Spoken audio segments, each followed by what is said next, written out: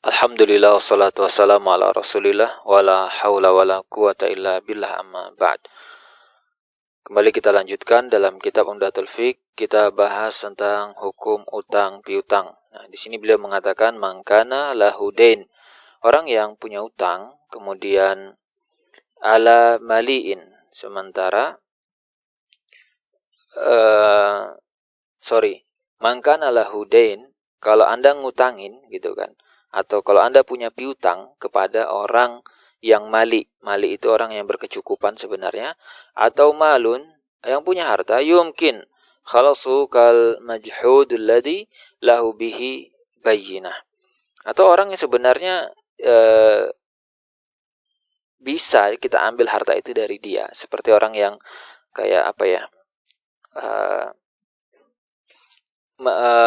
harta itu misalkan orang juga semua sepakat bahwa itu bukan harta si, misalkan A itu orang yang memiliki harta dan dia pemberi piutang gitu. Nah, maka orang semua misalkan mengakui bahwa itu bukan punya B tapi punya A. Jadi bisa sebenarnya diambil, maka wal maghsub alladhi yatamakan min akhdhi, atau misalkan ada barang yang dicuri gitu kan atau diambil tapi bisa untuk diklaim kembali karena kita punya bukti kuat, surat menyurat, kemudian nomor rangka kalau kendaraan dan seterusnya. Fa alaihi zakatuhu idza qabadah. Nah, yang seperti itu tetap ada kewajiban zakat. Karena apa? Kalau misalkan kita sudah ambil kembali. Jadi kapan kewajiban zakatnya? Kalau kita sudah tarik kembali harta itu. Ya, 5 madha atas zakat yang sebelumnya terlewatkan.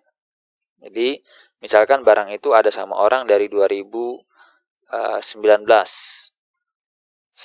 atau 2018 sampai 2019, itu setahun kita nggak zakat. Pas 2020 baru bisa kita ambil, maka tunaikan untuk 2 tahun berarti gitu ya. Wa in kana muta'adziran kadain 'alal muflis, tapi kalau statusnya nanti kita ngutangin orang yang punya uzur ya. Kita ngutangin orang dan ternyata dia bangkrut, nggak mungkin juga kita mau tarik, mau tagih, mau ambil, nggak bisa. Awalal jahid, atau orang yang memang nggak tahu diri gitu ya. Jadi orang yang dia ngutang terus dia ngeklaim saya nggak punya utang gitu. Ya, terus kita juga nggak punya bukti juga, misalkan secara tertulis wala bayyinah bihi, nggak ada saksi dan seterusnya gitu ya.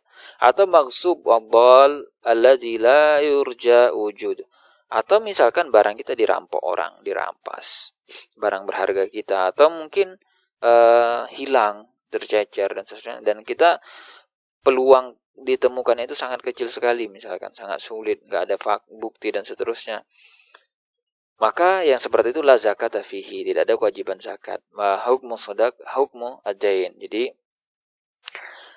kalau untuk mahar juga sama, itu hukumnya seperti hukum utang. Jadi wa man kana alaihi dain, kalau orang itu punya utang, yasagri nisab alladhi ma'ahu, ya, yang dia itu misalkan jumlahnya itu yasagri nisab, yang enggak sampai sebenarnya atau kurang dari nisab, maka alladhi ma'ahu aw yanqusu fala zakata fihi. Jadi kalau ini tadi pertama man kana lahu itu berarti dia yang ngutangin. Ya, dia yang ngutangin. Berarti harta dia ada sama orang lain. Nah, sekarang itu kalau misalkan nanti man kana alaihi, ini bedakan. Kalau alaihi ini berarti dia sebagai pihak yang berutang. Nah, berarti ala itu beban kepada dia.